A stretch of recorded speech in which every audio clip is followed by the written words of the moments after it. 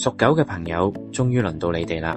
2026年對你哋嚟講係一個和諧與收穫嘅年份，因為你同太歲成三合，呢代表你唔再係單打獨鬥，身邊會出現好多願意拉你一把嘅貴人。無論係工作上嘅難題，定係感情上嘅瓶頸，今年都有望迎刃而解。而且屬狗人今年更有機會大發橫財。想知道好運藏喺邊個月？馬上開始。正月三合開局，喜事臨門，壬午戌三合局正式啟動，開年就容易有好嘅合作機會或家庭喜事，適合定下全年嘅理財與事業大計。2月六合貴人，桃花極旺，卯戌六合，人緣運爆棚，無論去到邊都受歡迎。注意，單身者脫單機會極高，但要小心多情反被多情誤。3月正沖月份，移動不宜正辰戌相沖，容易有搬遷出差或職位變動。建議呢個月適合主動尋求改變，例如裝修屋企或者換新髮型，以主動變動化解相沖。4月運勢回穩，之前嘅波動平息，職場表現穩定。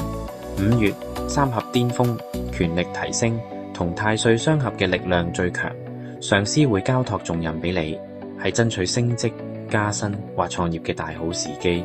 6月刑破之月，注意健康，戌未相刑，容易因為工作太忙而忽略身體，特別係脾胃同皮膚問題。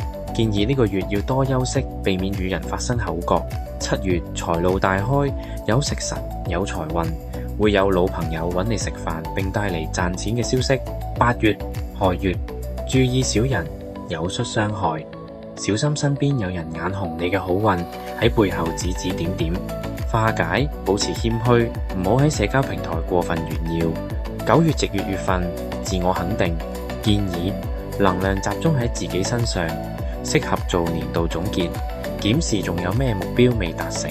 10月偏財驚喜，容易有意外之財，如獎金、退稅或者投資獲利。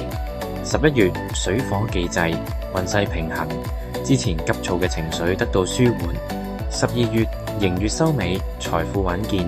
注意，雖然有小人是非，但因為今年有太歲保駕護航，影響唔大。建議年尾適合將錢財轉為實物，如買金或投資，防止財來財去。建議佩戴虎或馬形飾物湊齊，壬午戌三合局，可以讓你嘅貴人力量穩定且持久，唔怕任何小人破壞。2026火旺，屬狗為土，多穿紅色、橙色、黃色、火生土，呢啲顏色能夠加強你嘅財富能量，讓你財源廣進。今年你嘅關鍵詞係借力。屬狗人習慣自己硬扛，但今年請學會開口請求幫忙，你會發現事情會變得簡單好多。屬狗嘅朋友，2026年係你哋嘅貴人年，只要肯開口，全天下都會嚟幫你。最後一個生肖，我哋將迎嚟屬豬嘅朋友。屬豬人喺2026年竟然有暗合太歲嘅神秘能量，想知道點樣發掘隱藏財富？記得點讚同埋訂閱我嘅頻道，我哋下集見。